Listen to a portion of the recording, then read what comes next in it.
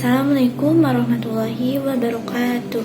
Halo semua, perkenalkan saya Najwa Nanasyeda dari jurusan Perbankan Syariah semester 3 kelas A.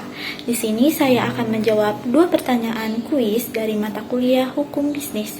Pertanyaan pertama yaitu jelaskan perspektif, karakteristik, dan 5 pokok kemaslahatan hukum bisnis syariah dalam Al-Quran.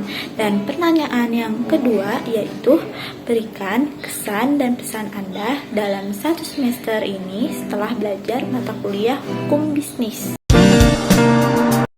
Perspektif Al-Quran mengenai hukum bisnis syariah mencakup hal sebagai berikut. Pertama, ada kepemilikan modal atau rai amal. Nah, maksud dari rai amal atau kepemilikan modal ini mengacu pada keuntungan dan risiko dibagi secara adil antara pihak yang terlibat dalam suatu investasi atau usaha. Prinsip ini bertujuan untuk menciptakan keadilan dan menghindari praktik bunga yang dianggap tidak sesuai dengan prinsip bisnis syariah. Yang kedua itu ada tenaga kerja yang profesional. Maksud dari perspektif ini untuk menciptakan memiliki keterampilan dan pengetahuan yang tinggi di dalam pekerjaannya. Yang ketiga itu ada keuntungan yang bernilai tambah.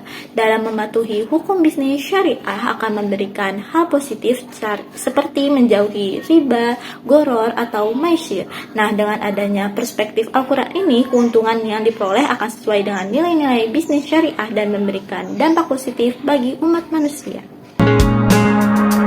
Selanjutnya ada karakteristik hukum bisnis syariah dalam Al-Quran, yaitu perintah yang berkaitan dengan Allah SWT.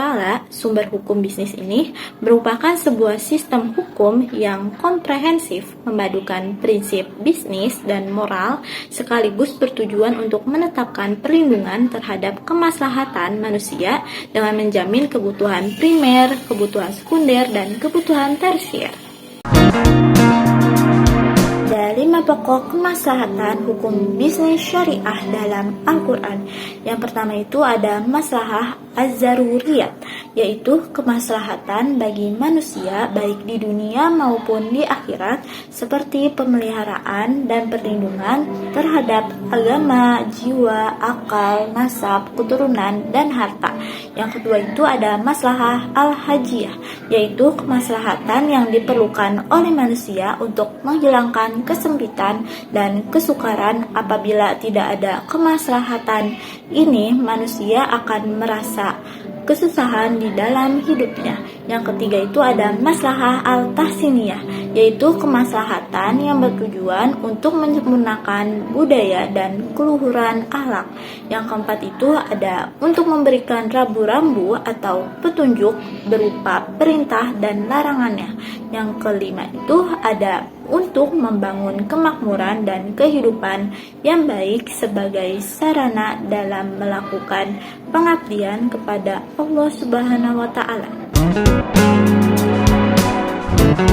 Kesan dan pesan saya di dalam 1 semester ini di dalam mata kuliah hukum dan bisnis, yaitu kesan saya sangat menyenangkan karena cara penyampaian materinya itu gampang dipahami dan juga cara metode pembelajaran itu nggak ngebosenin juga.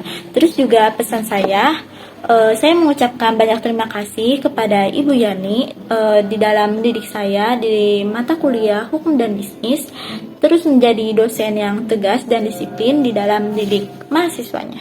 Sekian dari saya, kurang lebihnya mohon maaf. Wassalamualaikum warahmatullahi wabarakatuh.